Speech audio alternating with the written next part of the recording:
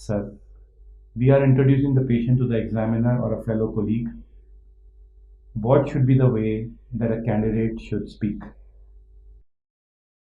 I think the age guides us to certain possibilities.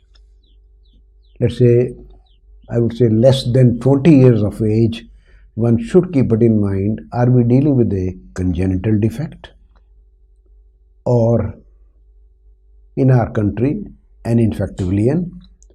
People above the age of 45 or 50, we should think of degenerative conditions. And above the age of 60, I think we must keep it in mind, in addition to degenerative changes, any neoplastic situation.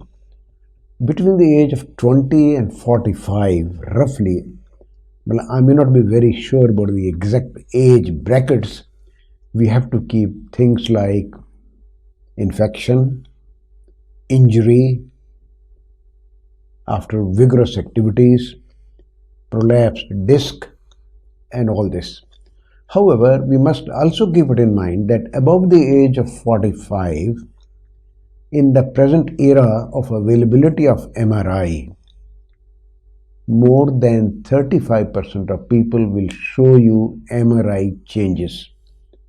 So we have essentially to go by looking at the patient, the clinical findings, history, and the changes which the body and the limbs are showing, rather than to depend only on age.